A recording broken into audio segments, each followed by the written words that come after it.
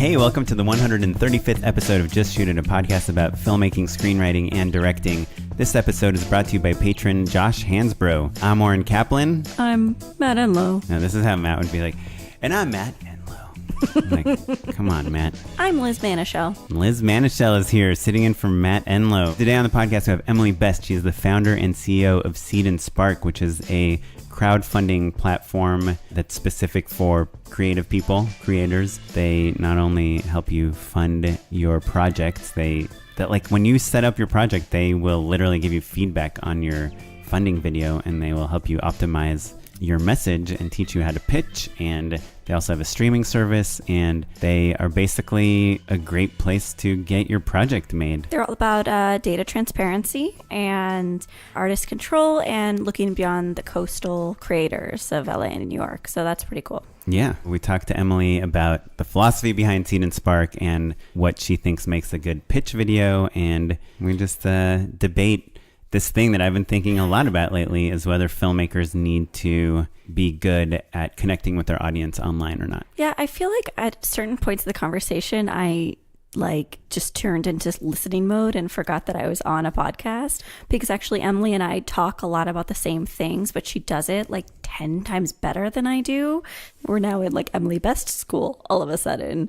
How do I take this monologue and transfer it to another speaking engagement and steal it from her? Yeah, well, for what it's worth, you have been on our podcast a couple times before, and people have multiple times talked to me about how what you said was helpful to them, especially people that had made features and are trying to figure out the next spot. So before we get into our interview with Emily, I'm assuming a lot of our listeners will know who you are because you've been on the podcast. Actually, do you mind if I promote this fellowship to your listeners that is available right now? No. I don't know if anyone knows what I do, but I manage a fellowship at Sundance called the Creative Distribution Fellowship, and applications are open and live. We're accepting applications right now for year 3 of the fellowship, and you get $33,000 in a non-recoupable grant for P&A for your feature. And we're picking 3 films, and we are looking for filmmakers who want to self-distribute and want to publish the data about self-distribution. But I think your listeners would be most familiar with Thunder Road. Oh, yeah. Jim Cummings. Yes. It's been on the podcast. Right. So that's one of our fellowship films from year 2. Oh, is cool. Their feature. Yeah.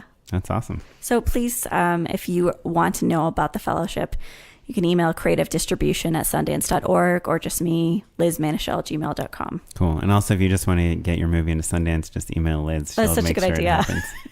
So you just finished your second movie? Yes, we just did the ADR for my second feature called Speed of Life. It's essentially a film inspired by the death of David Bowie. In my film, David Bowie dies, and his death creates a wormhole in a couple's apartment. And so it's a weird time travel sci-fi dramedy starring Ann Dowd from Handmaid's Tale. Ooh, she's so amazing. She's amazing. Allison Tolman from Fargo season 1. Oh, she's amazing also. Bella Lavelle from Crazy Ex-Girlfriend. Ray Santiago from Ash vs. Evil Dead and Meet the Fockers, and Hulu's The Body, and Jeff Perry from Scandal. And of course, I always have to mention my partner, Sean, who has a real speaking role in this film and gets a love scene. Ann Dowd is a hero. I think one of her best performances is in this movie called Wildlike. That was in the festival world right when Bread and Butter was. And there's this scene with her in a helicopter with the lead character. And I was like, oh my God, who is this woman? And then I went after her like mad, and we got her. And how'd you get her?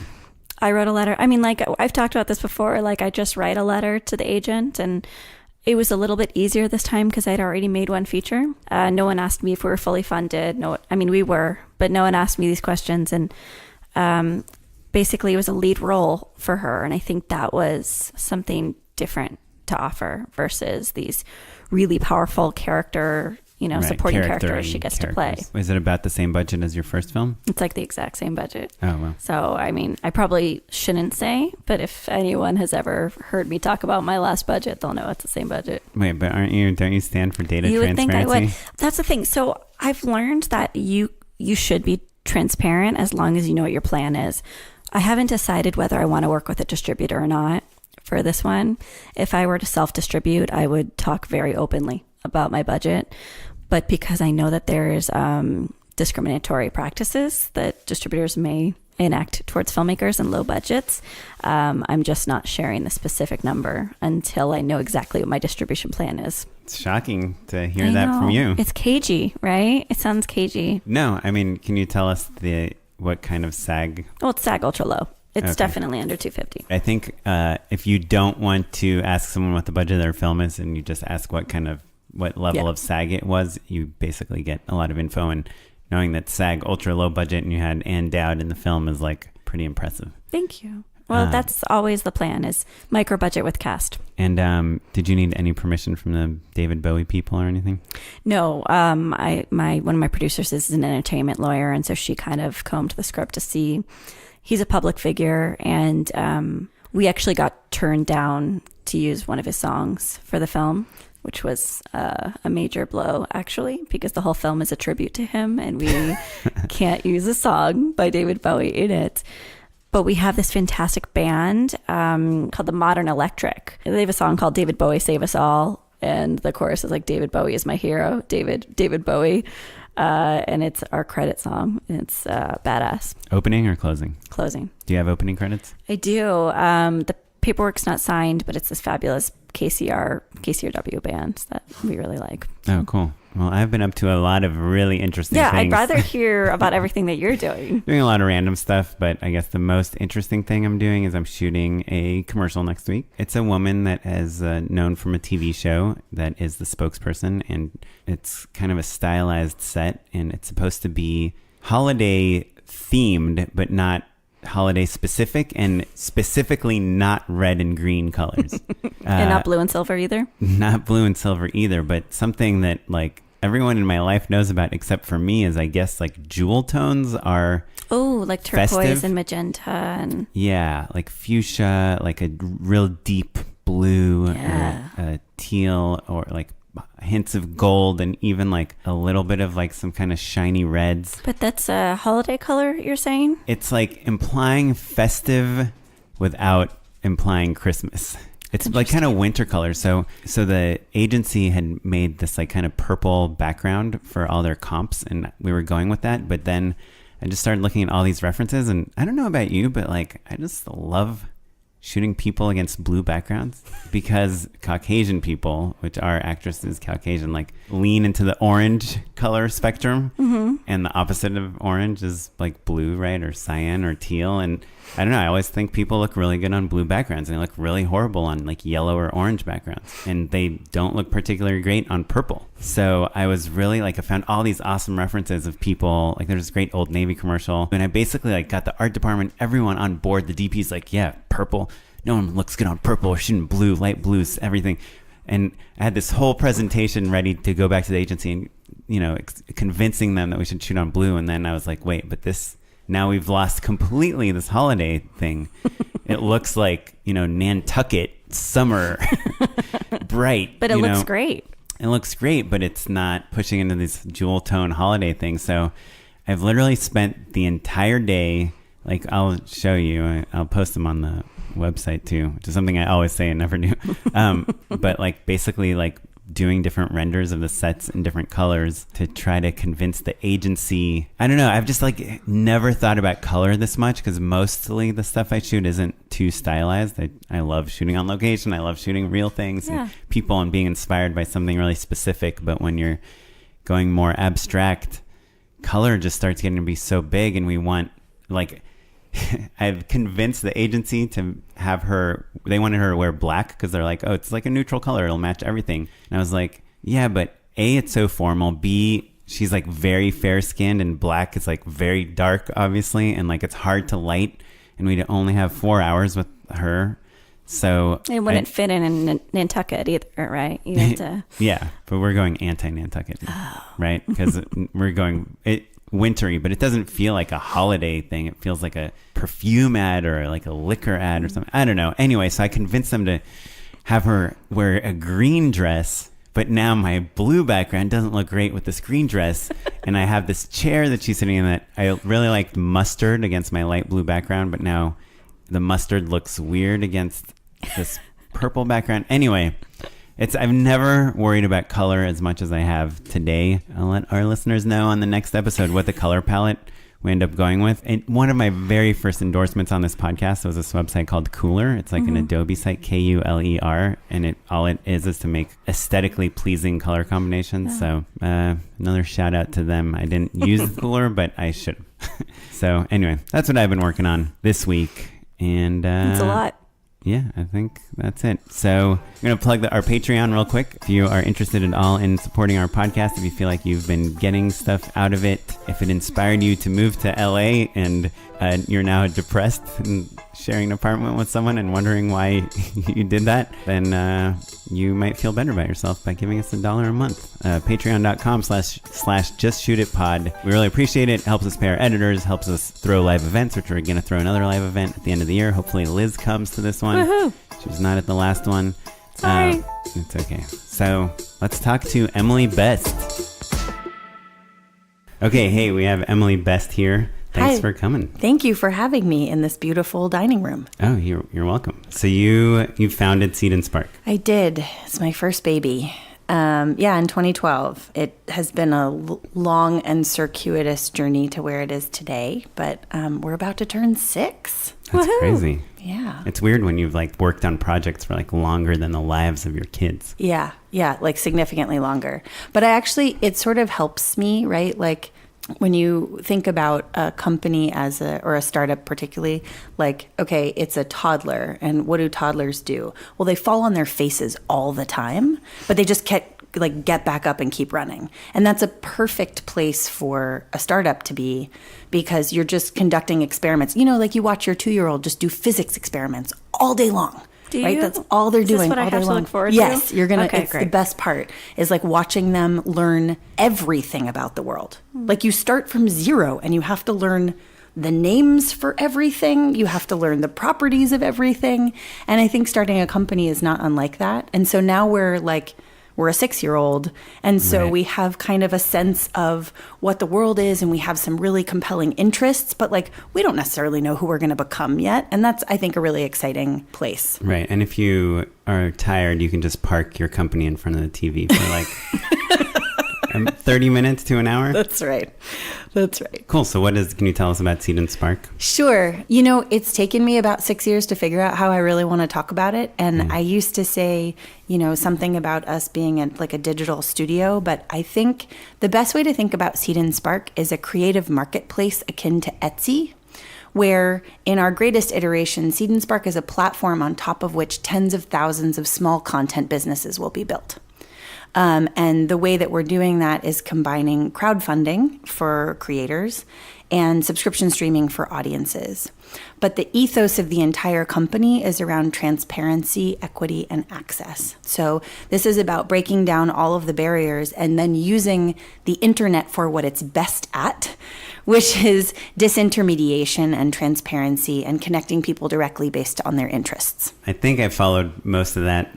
But like, what if you're a filmmaker? Sure. What can you get out of Seed and Spark? Well, we are the #1 crowdfunding platform in the world for movies and shows. Really? We have the highest campaign success rate, the largest project size. We pass about 2 times as much money per month to independent filmmakers as Kickstarter.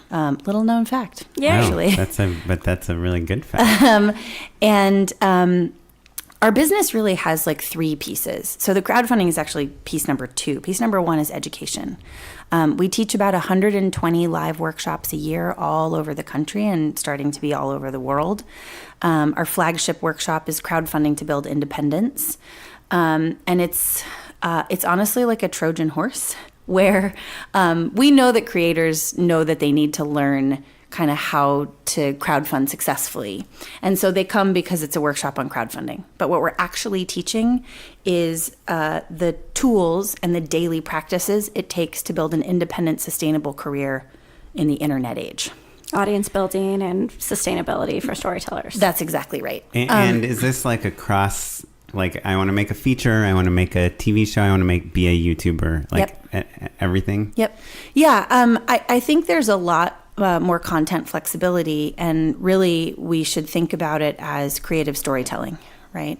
Podcasting is not really any different. It's all about connecting with an audience and understanding what they want. The formats are a little different, but if you think about the modes that we have to communicate with our audiences now, Twitter, Facebook, Instagram, whatever, those are all also storytelling platforms.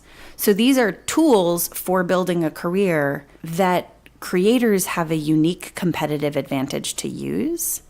But I don't think creators think about them as creative tools the way that they can. And so that's really part of what the workshops focus on also, is how do you leverage the tools for audience building to further your skills as a storyteller, so that all of these pieces, the audience building, which is really marketing, like nobody wants to call it that, but that's what it is, right? But that it feels more organic to what you're trying to do in the first place, which is like enter the world as a storyteller. Right. And so that's really what that workshop focuses on, is how to build a direct relationship with your audience that you can maintain, how to really understand the importance of your data. And I have a real soapbox about that piece. And then how to leverage all of that for distribution, not for just this film, but like making the next one and the one after that. So that's sort of piece number one. Piece number two is the crowdfunding platform itself, right? Which is also, P.S., a storytelling tool. And then the most recent thing we launched was the subscription streaming platform. And that was really because we realized that in the distribution landscape, there were no paths for data transparency for filmmakers. So, what do you mean by data transparency? Great. Thank you. Great question. Emily has cue cards. Can I go back to the beginning of film for a second? Will you follow me there? Sure. Okay. So Edward Munch, what's his name? No, Muybridge. Georges Méliès? The guy that like took pictures of the horse. Oh, Muybridge. Muybridge, yeah. Yeah. So the beginnings of the cinema business, producers, creators, they never knew who their audiences were because people were pushing nickels through a window to go to the movies, right? You didn't have any audience data. It was just like people showed up or they didn't. Right? And your only models for knowing if something would succeed or if anything ever succeeded before. So we don't have any real sense of like who's going to see the movies or why, right? And then, about 50 years goes by and then everybody gets a box in their living room, right? And now you can watch whatever you want among the limited choices. And again, the producers don't really know who or why. The box being a TV, not a Nielsen box. That's right. Well, so Nielsen can, you could elect to be spied on by Nielsen, but even then they're aggregating data like viewership points, but not motivations, right? Why does somebody watch that? What are they interested in? Did they hate watch it? Like, we don't know any of these. So we didn't have any of that direct response. Then the internet comes along and you're like, yes, we can finally get our data. But a thing has happened, which is that the entire film business has been built around the absence of good customer data. So all of their greenlighting models are backward looking. What worked before is what will work again in the future. And they are rife with bias because in the absence of good customer data, your marketing team just makes assumptions. And those assumptions led to like absolute demographic-based advertising, which was women films are for women people and black films are for black people, but white male films, those are for everyone, right? And that was what the model would continue to reinforce because that's what had been true before and so on and so forth, right? And they would continue to invest more money in the stuff that had made money before, and so it would make more money. That's it. All they knew how to do was spend money to make money. The internet comes along, and this was an opportunity for us to like actually find out how and why people are motivated to make purchases. We get direct response through things like social media. Problem, the internet hit the music business first and just dissolved it and decimated the revenue structures, right? Because you used to make basically a $12 profit margin on a CD, and then a digital download all of a sudden was like worth nothing. Right. And that meant that Hollywood looked at the internet not as an opportunity, but as a threat. And so they were not looking for like opportunities to leverage the internet for better audience understanding. They were just like, this is going to destroy our profit margins. What do we do? Netflix was incredibly shrewd out of all of this. They saw the broadband thing coming way before everyone else. Well, they were doing like demographics on their DVD business, right? Absolutely, right? So they were thinking about audience data from the very beginning. They were helping the studios continue to make fat-ass revenues on their DVDs, right? And then waited for a really shrewd moment when international syndication deals were starting to dry up and studios were getting nervous about their revenues. And Netflix went to them and was like, hey, we will pay you X+1 your international syndication deals for these TV shows for this like streaming thing we're going to try. And we'll super protect all of your IP. And just like all of your syndication deals, we will also not give you audience data. And the studios are like, cool, we are IP companies. We are not IT companies. We don't know what to do with data if you gave it to us. Doesn't matter. We have our own systems. Go for it. And that set the precedent. The platforms have the data. The creators do not. And that means you and me, and that means A24, and that means Paramount. We don't have the data. The platforms have the data. They don't share it at all. And that's their competitive advantage. YouTube shares it. They give you when people stopped watching your video. They give you demographic, and Vimeo, geographic Vimeo, data. They give you like links in and links out. We give you a lot of stuff. I mean, I'm sure there's more. I mean, there's inroads to data right now, like Facebook is analytics. I mean, Google analytics. And if you're an independent creator and you didn't sign an NDA or confidentiality clause, you can talk about the customer data for your films. But it's these larger systems that have blocked us from getting the information that we need. Here's two challenges, right? One is from the places where the audiences are really consuming like long form content, like the platforms like Netflix, you can't get any data. And then the platforms like YouTube can just change the rules on you at any moment. Right. So YouTube, and that's definitely happened. YouTube and Amazon give you maybe a little bit more analytics, although it's still top level. It's not user level. Or you go to one of these sort of like larger, more prestigious platforms and you get no data whatsoever. Right. So here's the challenge. Every creator in 2018, whether you like it or not, is an internet entrepreneur. Why? Because the vast majority of the sales of anything that you make are going to happen online. And when you say every creator, are you including like a Ryan Coogler and a Colin Trevorrow? Sorry, I'm just picking names. No. Sorry.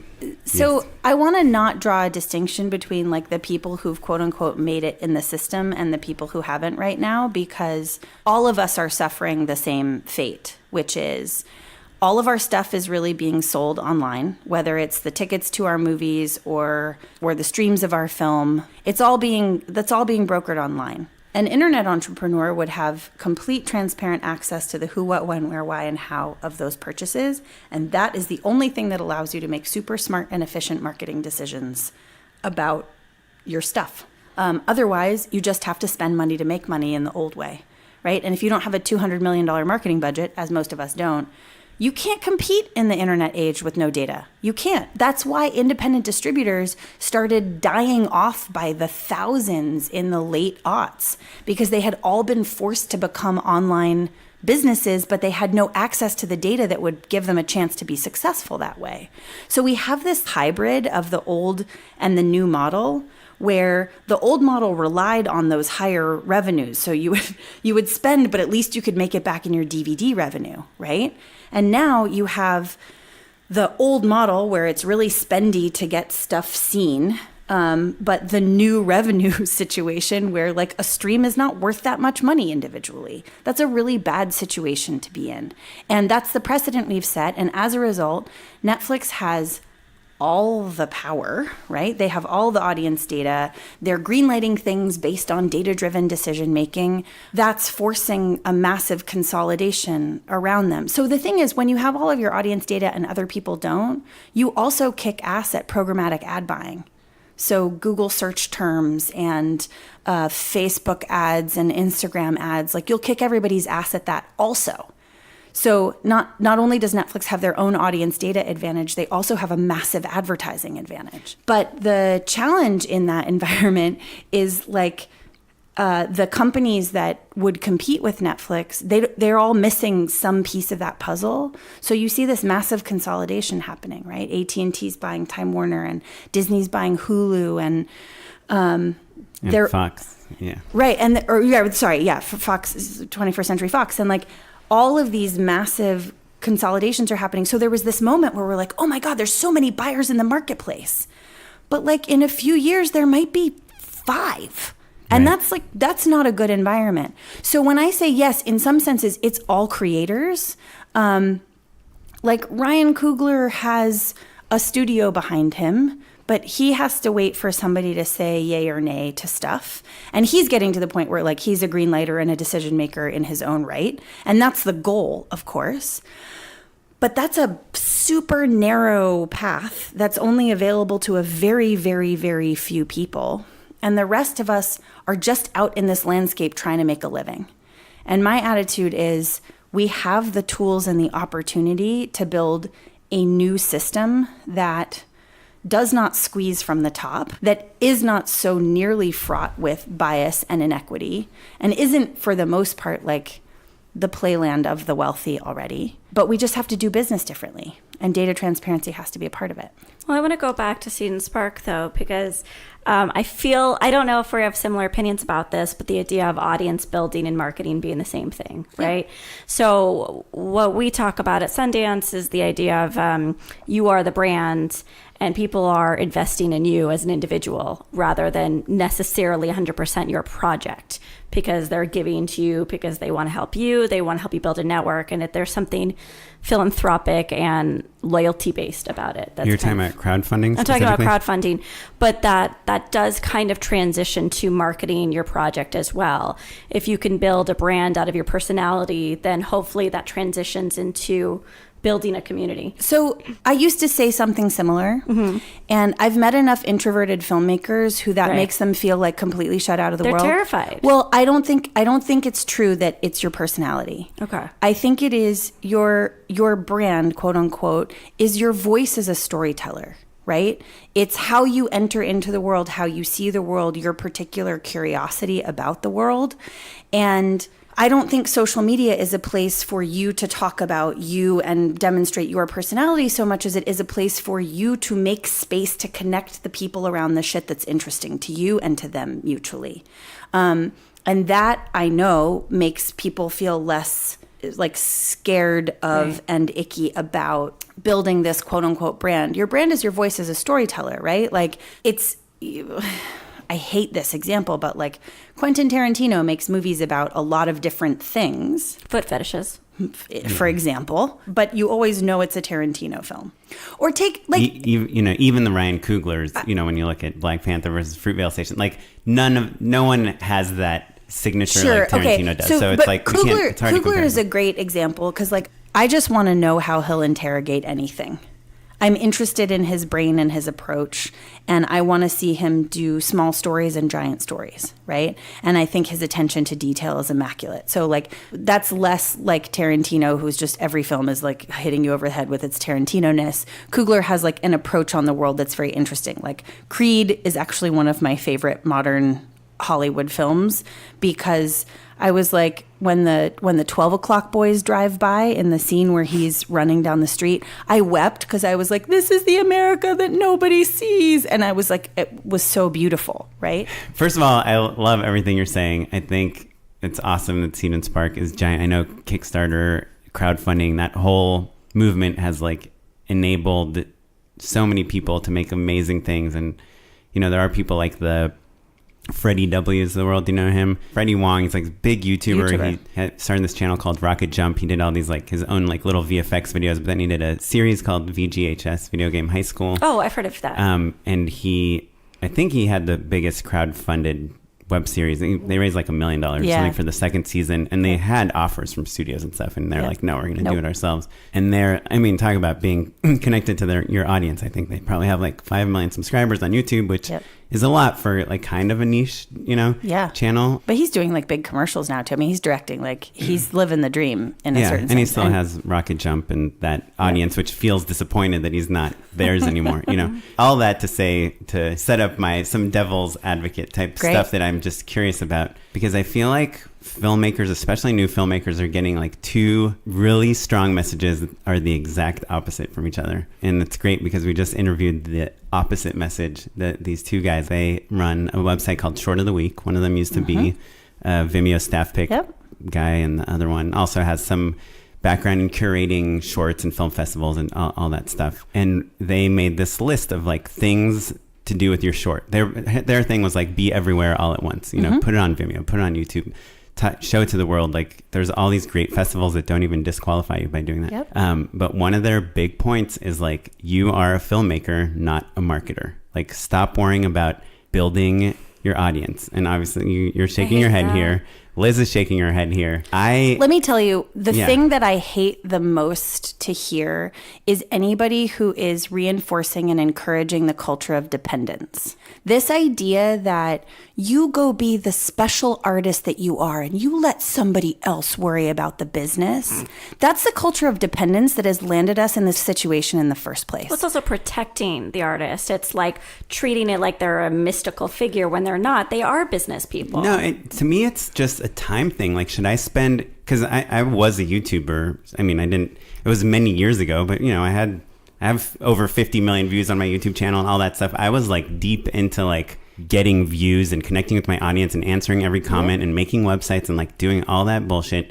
And guess what I was not doing? I was like not writing screenplays. I was not writing a feature. I was not doing stuff because I was spending all my time like seeing how many views my videos had. And not that I'm in any better place now per se, but I see the people, the Ryan Coogler, sorry to bring him up a million times, the Ava DuVernay. Ava DuVernay and I had a movie, our first movie's premiere at the same film festival at the same year. And I mean, this is not a humble brag, just a brag, but like we won the audience award and they came in second. And I was obsessed with like the internet. I have an engineering background. I loved all that stuff. And she just went and wrote movies and made them. Do you know what Ava's background is? Publicist. She's a publicist and marketer, and never once didn't press those set of skills to her films. And she, in fact, built a distribution company that was all grassroots audience building marketing called Array.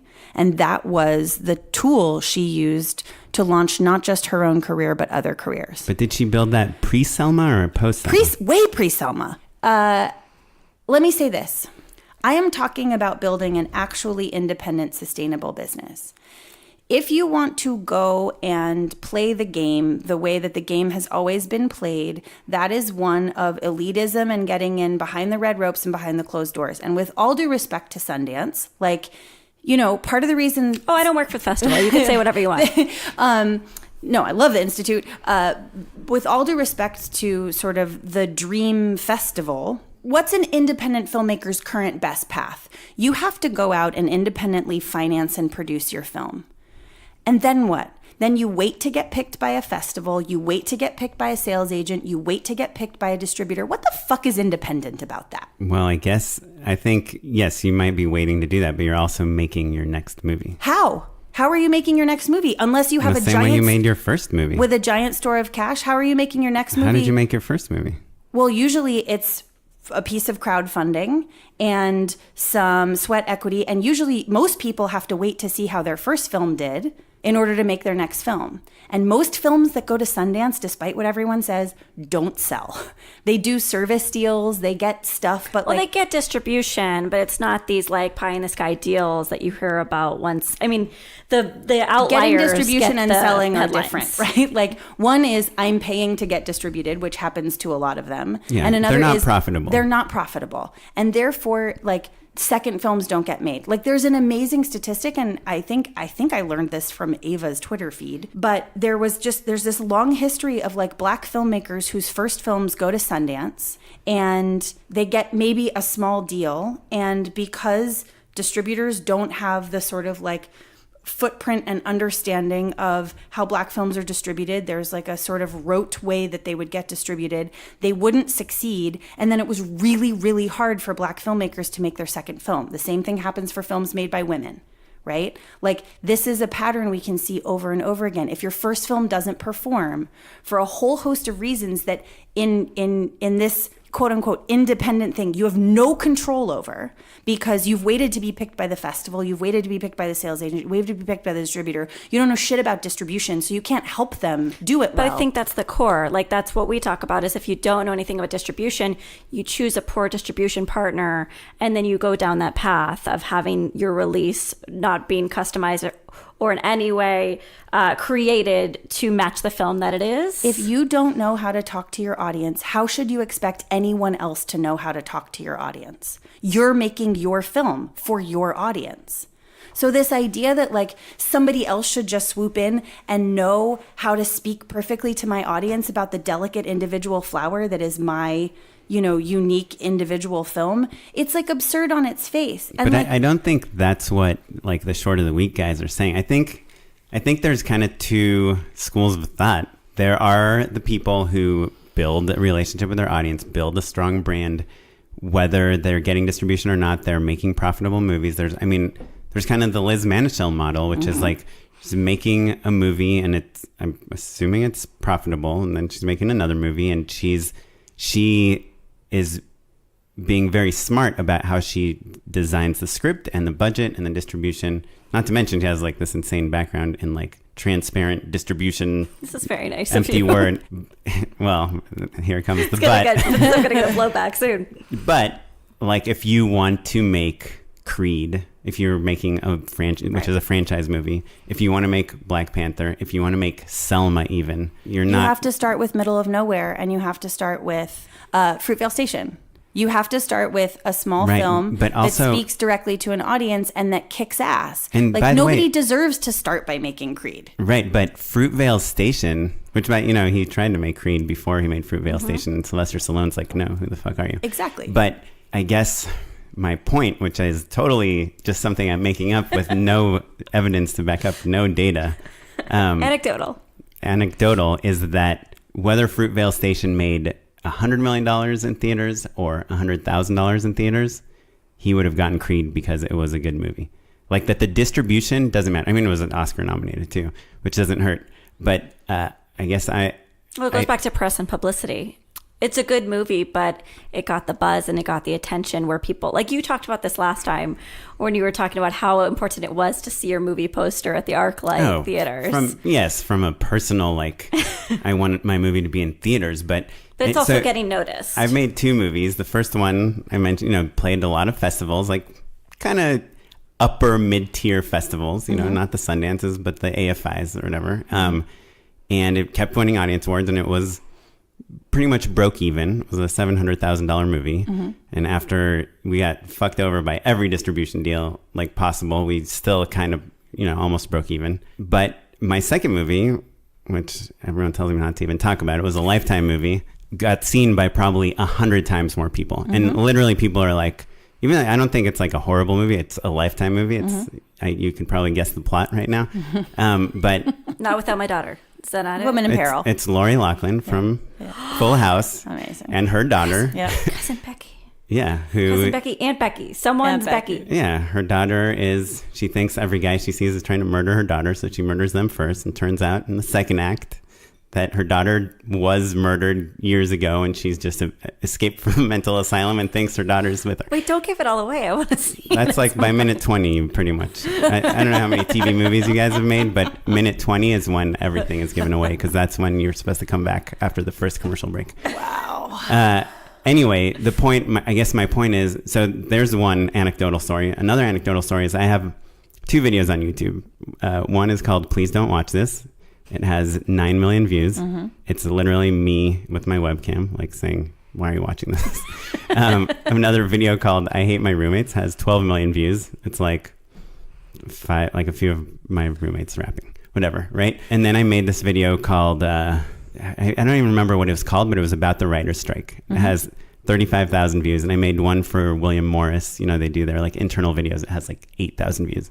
Those two videos got me so much more work than my multi-million viewed videos. So a couple of things. One is intentionality really matters, right? If you want to build up to a career making massive movies, you have a couple of paths. And one is be an alum from a major film school with a sick network, make a perfect first film with the support of all of the right investors and institutions, and that will get you a lot of work. Everything I just said is not available to 99.9% of creators on the planet. And like the people who can do those first two things, they're gonna be fine. I'm not worried about them. I'm worried about the creators in Chattanooga who are trying to build a sustainable living in Chattanooga, and the creators in Atlanta who are trying to figure out how to leverage all of the things that are happening in Atlanta to build an independent, sustainable film scene there that is not like, wouldn't all evaporate tomorrow if the tax credits dried up, right? Which is what happened in North Carolina. And all those creators had to literally leave their families and go somewhere else. It's not necessarily true that 90 million views is the sustainable career, because 90 million views on YouTube from a bunch of 13-year-olds doesn't mean shit. You're right. Especially not when YouTube doesn't pay you anything for that at this point. It could be that the 35,000 correct views are the ones that help you build the independent, sustainable career. So you have to be really intentional about what you're doing. And I think it's possible to waste a lot of time chasing views. That's not what I'm talking about. I'm talking about building audiences. And those audiences are your core group of supporters. Maybe there's 20 or 40 of them in every city, but when you do put your movie out or you do go talk to a distributor, you're like, I have 50 email addresses of people who will evangelize the shit out of my film in these 10 theatrical markets, right? And I know how to reach them, and I know what will activate them, and I know what will help them activate their communities. That's a different conversation than walking into a distributor and being like, did you like my movie? Right. I'm just interested in the creator actually having enough information, intelligence, and power to have some leverage in a room, whatever room you want to be in. For some creators, they don't want anybody to tell them anything about how to do anything. They need to spend more of their time building an independent relationship with their audience, and they're going to be more mired in the business. Other creators need to learn enough about their audiences so that they can be a really intelligent, thoughtful, and meticulous partner to whoever they choose to help them put out their movies.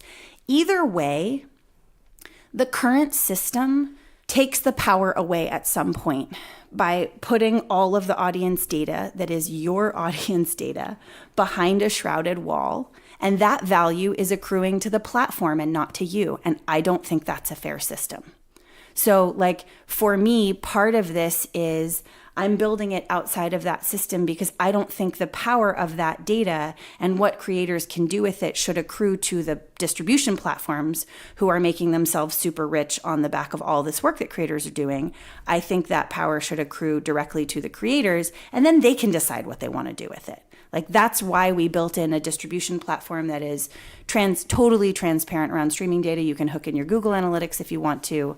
And we're constantly, that's our technology challenge, is trying to build in more and more ways. So with all that, I guess for our listeners, all the philosophical stuff is great, and everyone hates the system until they're in it, even when they're in it, they hate it. Yeah. So our listeners are filmmakers mostly, right. Whether in film school or they just moved to LA or they've been here for 20 years making films. What is Seed and Spark going to give them? Why should they use it? Sure. So on the crowdfunding side, you have your highest chance of success at crowdfunding on Seed and Spark. We have an 80% campaign success rate.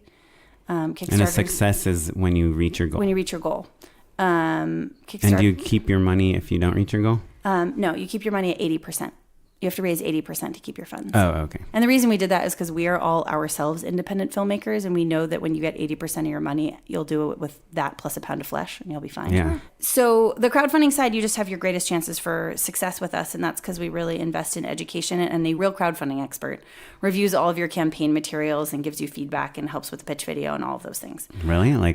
Can you elaborate on that? Sure. So you type in all of your stuff, and you upload hopefully only a rough cut of your pitch video. We get bummed to see the sort of sound design, color corrected version of the pitch video because they're never right the first time. And do you you pretty much have to have a pitch video? I've seen not movies be crowdfunded on patent application, on Kickstarter. Yeah, but these are movies. You have to show them what you're doing. If you're a patent application, at least you could review the patent application. Right? If you're right. Well, I mean, ostensibly, you could look at a treatment, you could look at a deck, you could look at a script. No, audiences don't know how to do that. That's not how it works. No, because that's assuming that the industry is funding you. That's not what you want. You want audiences to fund you, and you have to. But you could also say, by the way, I have Michael B. Jordan is going to be in this. It doesn't work. It doesn't work. Selena Gomez. These Taylor Swift. Come on. This idea, maybe Taylor Swift. Crowdfunding doesn't work like studio greenlighting. Like, it's not the same materials that get people excited because we're talking to audiences, we're not talking to industry. And it's not the same elements. Like, what makes a successful crowdfunding campaign is usually a movie that Hollywood can't make or won't for whatever reason. Like, we've seen celebrity-driven rom-coms fail in crowdfunding because people are like, just let Netflix fund that. Like, you don't need my help. But for the rest of us who are not celebrity brands, what really drives people is feeling like the world will be worse if this film doesn't get made. So one of the things that we have started doing at Seed and Spark are called crowdfunding rallies. And what we're doing is trying to link the work that you do in crowdfunding to the sort of prestige level that a lot of filmmakers are going after. So we partnered last year with the Duplass brothers, and we did a crowdfunding rally called Hometown Heroes. And in order to enter, you had to have, in this case, it was narrative feature films that you were going to spend 75% of your budget in whatever you identified as your hometown, on local talent and resources. And they were looking for the next puffy chair, right? Like the small contained film that could launch a career. And we had 56 projects get the green light as a result. And they had to hit some minimum like fundraising and follower requirements. And at the end of it, 56 projects from 45 different hometowns, none of which were New York or LA, got the funding and the audience they needed to take the next step. And 2 projects were selected by the Duplass brothers for executive producership. And one of them got $25,000 in investment from them.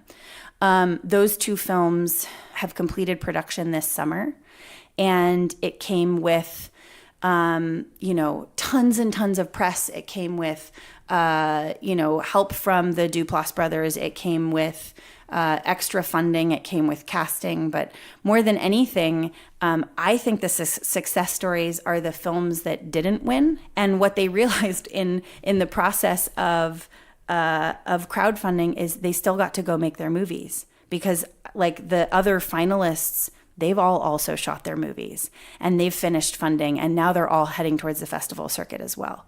So I think there is something to be said for kind of starting to understand crowdfunding as a way to pick yourself, right? Like, yes, it would feel great to get chosen by the Duplass brothers, and there's advantages that come to that. But also there's a bunch of filmmakers who just all of a sudden had a ton of fans and money to go make the thing that they wanted to make. So you mentioned, so now a lot of these films are going to the festival circuit. Mm-hmm. Remove the Seed and Spark part of your experience. Yep. How important do you think the festival circuit is, given that one of your kind of pillars of your philosophy is that filmmakers are connecting directly to their audience? So I think festivals are an excellent place to connect directly to audiences you would never otherwise meet face to face. I think there's things that filmmakers and festivals could do to better make that connection. So what I say to filmmakers, especially filmmakers who are making shorts, when they take them to festivals, you should show up to that festival with a notebook. And when you have a successful screening, you pass around a notebook and you get everybody's email address who's asking you the inevitable question, which is, what's next? And you're like, sign up here to find out. And your festival circuit becomes a way to build a deeper, more direct connection with audiences you would never otherwise meet. I'm an executive producer on a film that has been to I want to say 10 or 15 festivals in the past couple of months all over the country.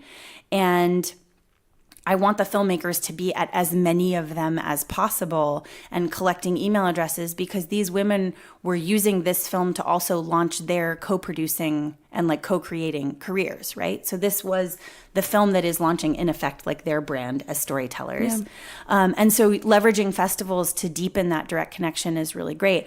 I'm advocating for festivals to start making it super easy for filmmakers to collect information from audiences that audiences would volunteer. Well, and if they don't allow them to collect data, then at least give them a piece of the ticket sales. Yeah. That's my personal vendetta. Really? Is if they're marketing the title, if they're getting people in the audience, if it was a theatrical run, they'd get a piece of the gross. What if they're flying you out and putting you up? Well, I mean, there's a trade-off, and also it's if you get a speaker's fee, there's lots of things.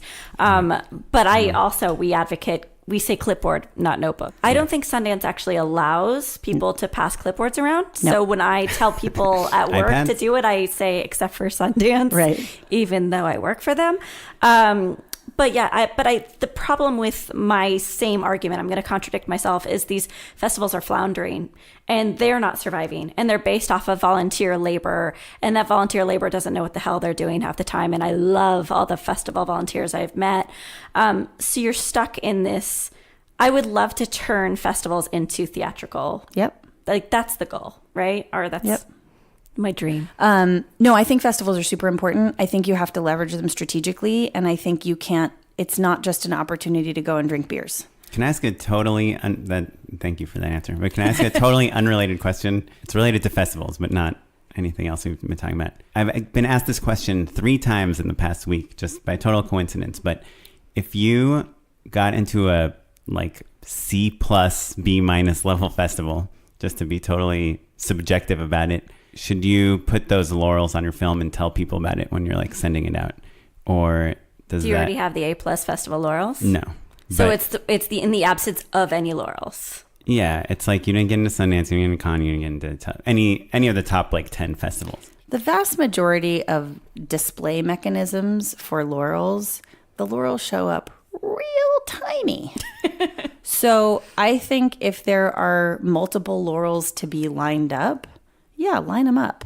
And like people don't know, like beyond Sundance and Tribeca, honestly, or maybe South by, like the vast majority of the world doesn't know the name of any festivals.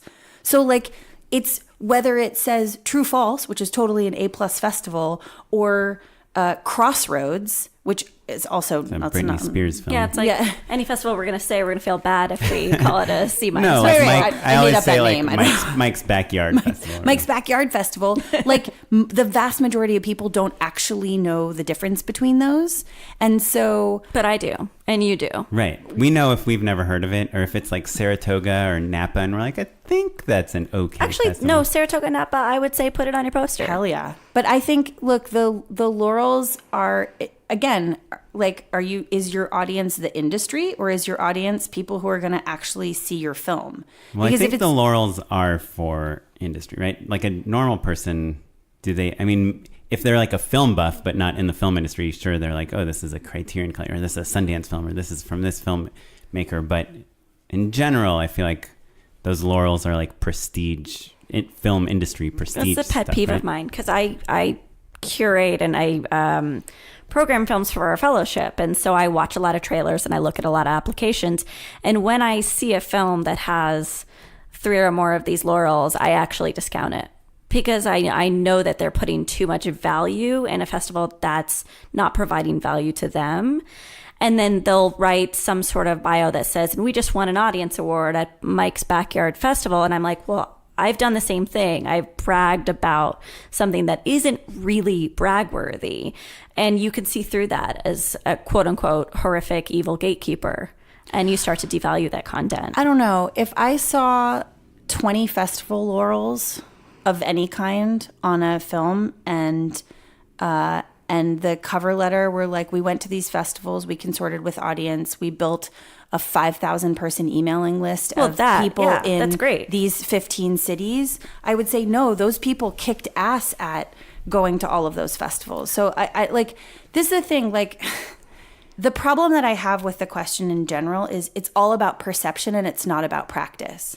If you go to those festivals and you build meaningful relationships with audiences, and as a result of going there, good things happen for you, like you grew your mailing list, you met a person who's going to collaborate with you on your next film, that festival is significant for you, and it was an important touchstone for your film. And this idea that now we have to like, you know, it's all fucking posturing, and it's like, well, just do the work. This is why I don't like this, like, sort of like, you just go be a filmmaker. No, do the work that supports the thing that you want to do in your life, which is make a living making movies. Yeah, do make a that living work. Posturing, by the way. That's kind of what our job is. No, I don't agree. I think there is real, actual work. That's why we have that to make you a do. video when we're making a when we're doing a crowdfunding campaign. Can I jump on what you're saying? Yeah. Because I'm in the middle of you two about the pitch video. For me, I obviously want to see that they're a good storyteller and that they could create a quality video. But most important for me is authenticity and seeing their passion. Like if it's just 5 minutes of them looking at the camera and it's not them droning on, but it's them saying, this is my life stream. I've done X, Y, and Z to make it happen. I just need you. I'm sold. It doesn't need to have the production value of a super stupendous film. That authenticity goes a long way. So having heard that from Liz and you being pretty much a professional at what videos work, like, what do you say? How do you pitch your project? Your crowdfunding pitch video is for the audience of your movie. It is not for industry. Right? And so, sure, maybe we have to do a lot of posturing for industry, but authenticity is really what matters. But your audience is not your grandma or your mom. So generally speaking, most videos that involve somebody talking directly to a camera will only result in friend funding. Because if you aren't anyone yet, there is nothing at the top to grab someone to say, holy shit, look at this person's storytelling abilities. Right. Unless you're like a Hannah Gatsby or someone that can, with just your voice, be like, move someone to tears. Exactly, right? Like, unless that is your core competence, unless it's like, I'm a stand-up comic and I'm going to turn this into a film, that's different. We say that the first 15 to 30 seconds of your video have to be for the audience of your film and should show, not tell. Like, I think it's all the basic stuff that we knew from the beginning. Like, you just need to show people in the first 30 seconds that you can do what you're promising. So make me feel something. And that doesn't have to be like a scene that you shot. It could be a mood that you create and a really smart voiceover. I mean, we've seen somebody like shoot a bunch of like very kind of basic, easy setups and then weave a voiceover that told a really compelling like thriller, right? Laid up this thriller with like really good mood. And they wove their crowdfunding pitch into that story. And by the end, I was like, man, this person knows how to make a movie. This person will be murdered if they don't hit their goal. Yeah, exactly. Like this person that we had a genre piece where it was a direct-to-camera address, but I don't know how he did this. He parked his car in what looks to me, it probably couldn't be this, but it looks to me like the 2nd Street Tunnel in downtown Los Angeles. Mm-hmm. And he gets out in a hazmat suit and it's like covered in blood. And then like at some point goes to the trunk, and before he opens the trunk, it takes you to another place, right? So, but it is a direct address, and he's just talking about this movie he's super passionate about making. It's bringing you into the world as well. But he's bringing you into the story world, right? So the best videos give us a sense of the story that you're trying to tell tonally and your creativity as a storyteller. But they also introduce us to you. But I don't think we see you, generally speaking, like I like the pitch videos where you set me up to know what your storytelling is like, and then I meet you, right? So rather than being like, I'm going to tell you that I love horror movies. They're like my favorite movies, and I like love them more than anyone, and I've watched all of them, and I'm going to make the scariest movie for you. I can handle that girl if she scares the shit out of me in the first 15 seconds of her video and she's like, I love horror movies. And I'm like, girl, I'm with you. Right? It's also about like, I want to know, because I'll give to crowdfunding campaigns because I consult in crowdfunding as well. And I just want to know that my $5 is meaningful to them. Yep. So all I want is gratefulness, humbleness, and passion. And obviously storytelling. I understand. But do you not care about, sorry to interrupt, but do you not care about like this question that we also get a lot? Like you want to think, like you said, Emily, that this is a project that needs to be made. The best pitch videos answer 4 questions in the most creative way possible. Why me? Why this? Why now? And why do you, the audience, need to get involved? And the why me and why this can be answered with that great first 15 seconds, right? If I am the one who crafts something to give you a feeling, immediately you know why me, why this. Yeah, and that's the authenticity part, right? The why now is, I think, really important. And I think we are in the most crowded political news cycle you could ever possibly imagine. And if you want to have a hope of getting noticed, you have to explain to people why this thing needs to be made now. And I don't think that's a bad thing, because you're going to live with a feature film for 7 years. It better fucking matter to you. Right? Yes. And you have to be able to speak with absolute authenticity. Part. Yeah. I need to see that. You have to be able to say, this thing has to get made right now or else. And that's what will really pull a lot of money. You can definitely say, like, it would be great if this thing got made right now, and you'll raise like some money. But the things that do, like, this thing needs to get made right now, the time, you know, there's no time like the present, and this is why it's going to hit hard, and this is why it matters to you, the audience. And I have to know who you are. I can't be general about who this is for when I'm making that plea, because not every movie is for everyone. Like, there just isn't a movie that's just for everybody. But I think you just, you have to be specific about who the audience is, and it has to be it has to feel like the world will be worse without it. But I think you should feel that way about the thing you're about to make for the most part, especially if it's a feature. Just because I really like concrete examples, because I think they're really helpful. Yep. Can you give us an example of a pitch video you've seen recently, the why now of it all, of a project? It's okay if so I'll just say this, every month on our blog, it's hard to describe a pitch video, but every month on our blog, we curate the best pitch videos of the month. And so you can go to the Seed and Spark blog and see those regularly. There was a really interesting film that was part of a crowdfunding rally. And the reason that I hesitated is because I can't remember the name of it. And that's the worst.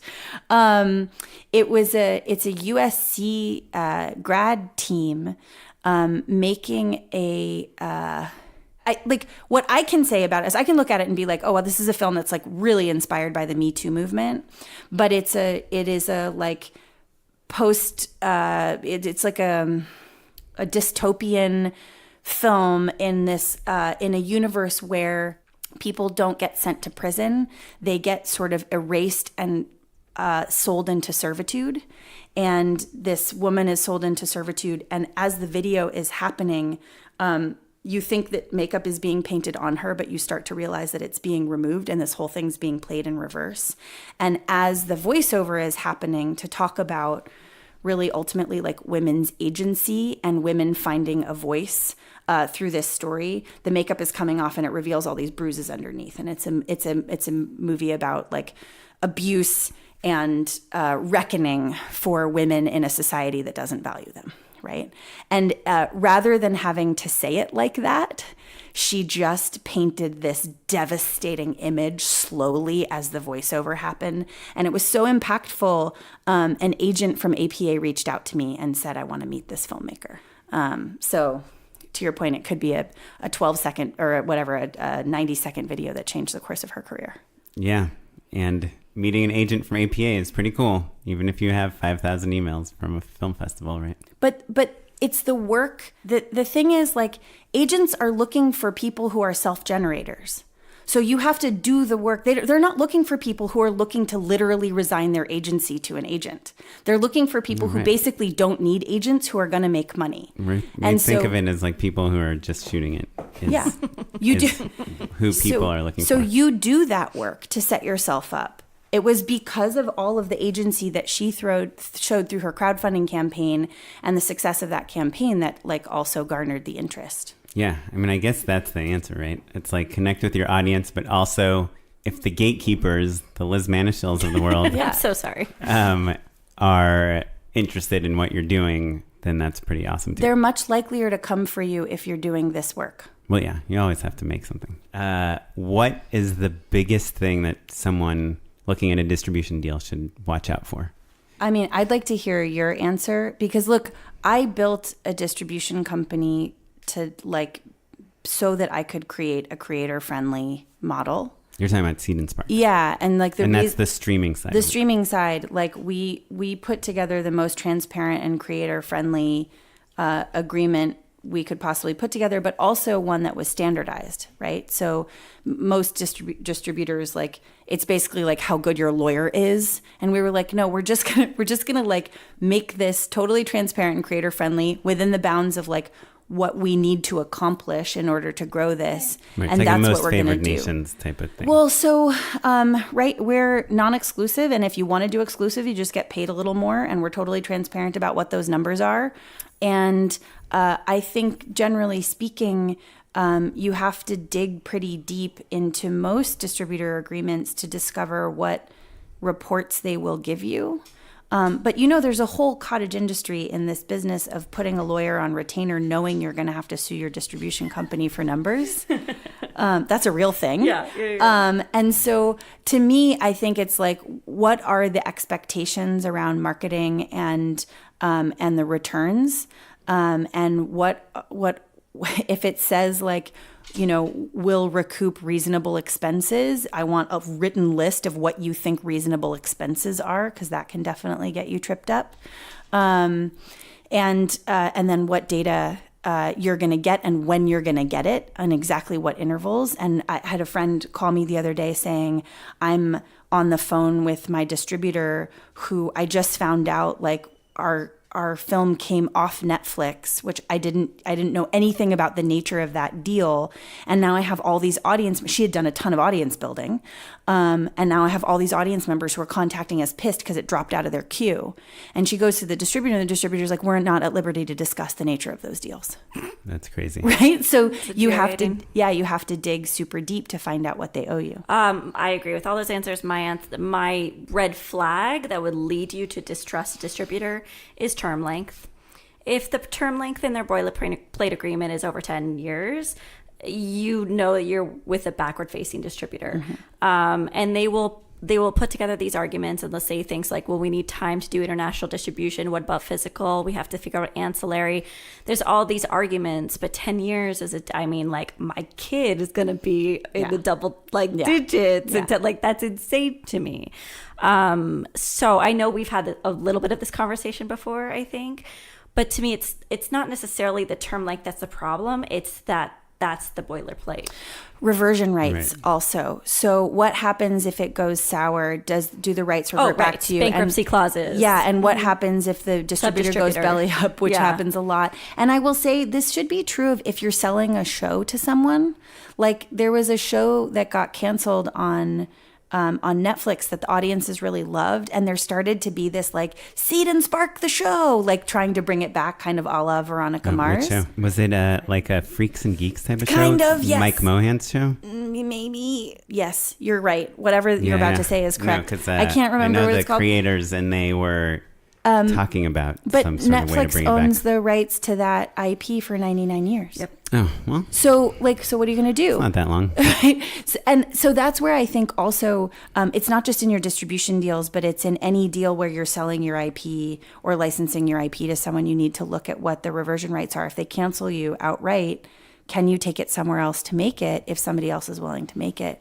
Or are you just becoming a victim of the great IP wars, which is part of what's happening, right? People buying stuff up and shelving it so nobody else can have it. Right. For what it's worth, and this might seem somewhat self-promotional, so I'm sorry about that. We're producing an evergreen document that's a breakdown of distributors, term lengths, what they look for in films. It's supposed to be... Who is we? Me and Rebecca Green. I love these women. We're putting it on Dear Producer. We're going to put it on the Sundance website. I've been interviewing distributors for weeks now. I'd love to get Seed and Spark on there. Great. And ours is published on the internet. I know. I'll just copy paste in our terms. And like nothing like this is out there. There's no like fact sheet on distributors, and it's like I can't do a report card. I can't editorialize, but I can say from the mouth of their manager of acquisitions, they say their term length is 5 to 10 years, and they say they go to these festivals, and they say they look for these rights. And so I'm like really, really excited about this. Liz Manashil is the fairy godmother of independent distribution. Do we all know that? It's true. I've literally had people call me and say, hey, I heard this woman, Liz Manashil, on your podcast. Do you think I should talk to her about my movie? I'm like, You should always say yes, I because I'll don't know. talk to anyone. Sure, if she has time. I don't want to want talk to to everyone. waste It's very her time. nice of these things that you're saying. I'll say when we got screwed over with our distribution deal, our domestic distribution deal on my movie, I asked the CFO of the distribution company at like literally after I was yelling at him for like 30 minutes. I said, if you're me, like, let's pretend you don't work for ARC Entertainment. That was the distributor. Let's say you don't work for ARC and you're me. How do you set up this deal so that you don't get screwed over like you're screwing me over?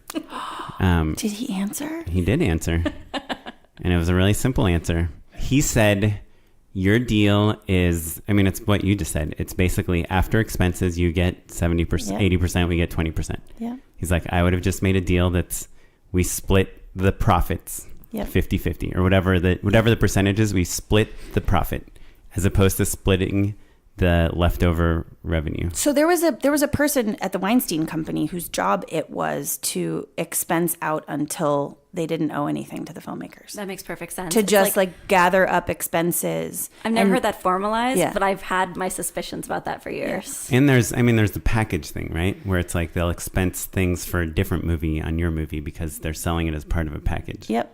It's called Hollywood accounting. The flights to France, the Yeah, dinner and parties. this is, I went to American Film Market. The very beginning when I was a baby producer, my first film, somebody was like, you should go to American Film Market and like see how international sales is done. Yeah, AFM. AFM. Right?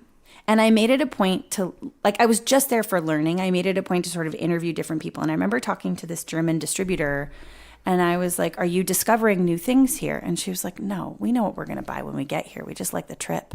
Yep. Right? So all of this expense that's getting charged to all these movies that are there, these are deals that could be brokered via email.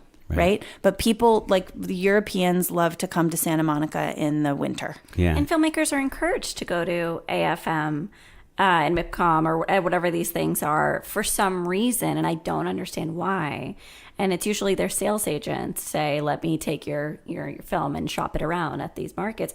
But ultimately, what are they getting? Yes, they're being expensed the trip. They're being expensed the dinners. They're being expensed a marketing cost. They're doing presentations and booths. It's insane. And by the way, they have like their list of expenses that they'll apply against your film, even if they don't. Like we hired our own trailer editor and did our own trailer with everything, like the 5:1 mix and everything, gave it to the distributor. They gave notes on it. And then they still charged us for a trailer. I mean, we obviously fought back and they uncharged, like, oh, sorry, we forgot you guys did that. Sure, we forgot. Yeah, I'm like, okay. It's like instant, like off the top of anything you might get. Here's like, $120,000 that we need to expense against it, that we do for every film. Anyway, enough about getting so screwed. Okay, cool. Well, are you guys cool with moving into our unpaid endorsements segment? Sure. Unpaid endorsements. I want you to start because I feel like yours is really exciting. I feel like it's not exciting. It's How would like, you know? We've never heard it before. I mentioned it before we started recording, but I feel like it's on the level of you should get a gas efficient car. Basically, because that's my endorsement. My endorsement is get a good Wi-Fi router, which is so boring and so not cool. But my brother is like a hardcore engineer techie guy. And I called him up the other day. I have this problem that I feel like everyone that I know that lives in a big city has, which is their Wi-Fi is just not working as well as it used to work like 10 years ago. And it's because like right now, if you look, I mean, I live in a house. I'm not in an apartment building with like 100 apartments. If I open up my Wi-Fi, there's like 120 Wi-Fi networks. I'm exaggerating a little, but there's like 30 or something. There's just so much noise and Wi-Fi pollution. And so Wi-Fi just doesn't seem to work as well as it used to work before that. 5 gigahertz, even though it's faster, it like travels through walls a lot worse. Like those higher frequencies don't penetrate physical bodies as well. So that's not a solution for anything. Anyway, what is a solution, I hope, I just bought it, I haven't taken it out of the box yet, is this thing called a mesh network, where you get like a Wi-Fi router, you connect it to your cable modem or whatever, your Fios or however you get internet, and then you get a few other units and you put them in different parts of your house or apartment or yard or wherever you want to put them that you want to have internet, and it creates a mesh of Wi-Fi, and it's supposed to be really good. And They so used to call this something else, like a booster or something like that. So we have, you can see here, that's like our old Airport Express or something. We have like an Airport Extreme by our cable modem, and we have like a time capsule in the other room. And I always thought that like, that's what you do when you have like more than one router. You kind of spread them throughout your house, and we thought they were repeaters, like they're repeating the Wi-Fi signal. But in reality, they're not really made for that, and they don't work well. So like when you're on your iPhone or whatever in the living room, and you walk to your bedroom, and it has to switch from one router to the other one, it like everything stops working for a few seconds, and it might actually mess things up for other people that are connected to those same repeaters and everything. Anyway, all really boring stuff, but there's like only like 3 or 4 brands, which I love buying something that there's not like 8,000 brands. But Google they call it Google Wi-Fi, and it's like a mesh network, and you can just keep buying as many of their little devices as you want to make as big of a Wi-Fi network as you want. So this is a great way to keep people listening to the podcast, because I want to know like 2 weeks from now, will you repeat this unpaid endorsement? That's what I want to know.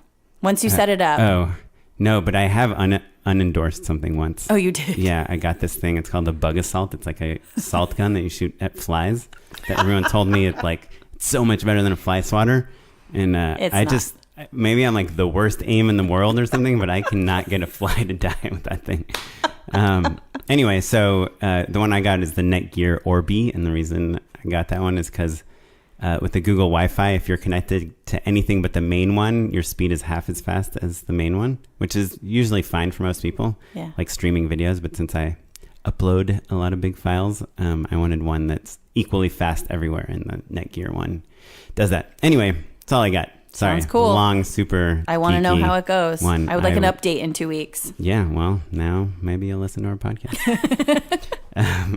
Okay, who wants to go next? Do you have one? I have 2. One is, if you're based in Los Angeles, there is an acupuncture clinic called Universal Family Wellness that I feel like has maybe changed my life completely. I go to a woman named Holly Anderson, and I went initially because, to be perfectly honest, like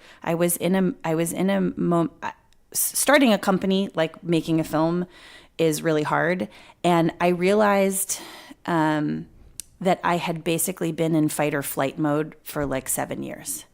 And the company was getting to a place where fight or flight mode was not going to make me a good leader anymore. Like I needed to go out of reactive and into like responsive, thoughtful, calm mode. But I could feel that I was like chemically like in fight or flight no matter what, the way that I was reacting to things. And then I got pregnant like a week later.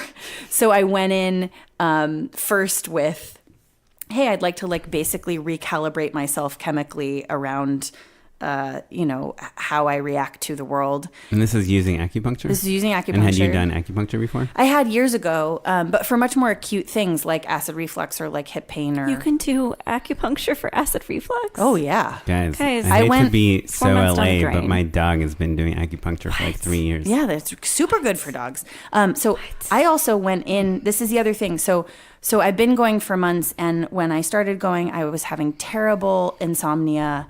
I was feeling sort of generally bad all the time. And even though I was in my first trimester of pregnancy and really nauseous, and by the way, like we hit some like bumps with the company and like funding and all this stuff, like all these terrifying things happen.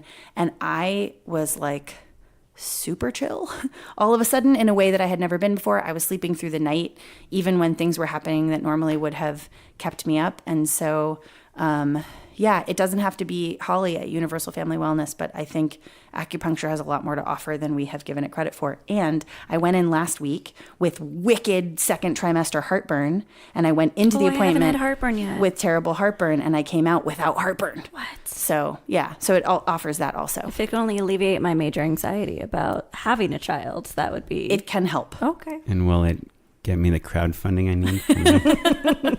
No, that you have to light candles for. That's different. Oh, okay. That's a different kind of woo. You got to get crystals and candles for that. I looked up like soul selling, but I guess the candles is easier. Yeah.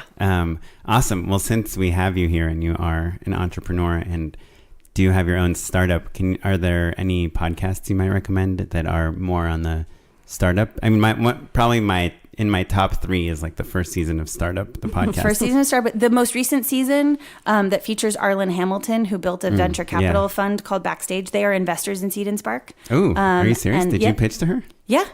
Oh, really? It was the greatest pitch of my life. Arlen and I had been communicating via Twitter for like 2 years. And when we finally got in the room together, she's like, man, I've been trying to invest in your company for like a year and a half. And I was like, great. And so then we just started talking like partners. And oh my goodness, that's so cool. She also invested in a moment when like, this was now almost 2 years ago, when like I was going to run out of money. I was like not going to make payroll. And I called her, and she hadn't actually closed. We were the first investment out of Fund 2. She hadn't actually closed Fund 2. She wrote me a $10,000 personal check so that I could make payroll, closed Fund 2, and sent me the rest of the money. Like, she is a soul sister for life. Like, she is a good human. So that season of Startup is great. I really love the podcast called How I Built This. Oh yeah. I've heard of it. Which I think is really helpful to understand not just how companies get built, but the grit it takes to found one, and like the obstacles that you actually face along the way. And I think that's helpful for artists, because I think we get the Hollywood story about what our path is supposed to look like. And it's just as hard as building any other company, but we are told the story like La La Land. Like, if you just want it badly enough, somebody will see how special you are and pick you, and then you'll be famous. And like, that sucks, because then you spend a bunch of time being like, I guess I'm not special. I guess I'm not special. As opposed to like, oh no, I'm just in it and I got to keep working for it. So I love that one. Awesome. Thank you. Yep. You had another unpaid endorsement, or was it? Do you know when you read a great book and you need everyone else to read it so you can talk to them about it? Mm-hmm. Yeah, it happened to me in 2004. I think. Lauren Groff wrote a book called Fates and Furies, like the description of which was sort of how a marriage comes together and develops over years sounded so boring. It was one of the most, first of all, cinematic styles of prose, but like gripped me by the guts from page 2 and didn't let go until the end. And I was like destroyed at the end of this book. So you're saying page 1 isn't that good? It actually takes a minute to get used to her prose style, because it's not descriptive. It's not, here's what happened. It works entirely in sort of image and metaphor. And so there are times when you realize something has unfolded, but she hasn't ever said what it is. And so you're just left with the images, and I feel like it all happened to me like a memory. And I've basically never had that experience before with fiction. So that's awesome. And if you do read it, can you please write to me so that we can talk about it? Yeah, Fates and Furies. Fates and Furies. Cool. Well, so Liz, what do you get? I have two brief ones. I think I've already endorsed this in an unpaid way, but I'm obsessed with Heavyweight, the podcast. I think it's like the best podcast next to Mystery Show was the best podcast, but Heavyweight is the second. But have you guys listened to? No, what is it? I think his name is Jonathan Goldstein. It's Gimlet. It's like a very adorable, bumbling, neurotic man who tries to solve people's emotional problems. And I love it so much. And I wouldn't even recommend one specific episode. I'd recommend, there's a Moby one that's very good. About Moby. Was it about the person that like bought a bunch of It's about the guy who like lent him the songs that he sampled for his like hit album, and like how much that affected him. Episode. It's so good. Heavyweights. Wait, what was the other one? Mystery Show is fabulous. That's the one with where she like finds out that Britney Spears had the book. Yes. In a photo.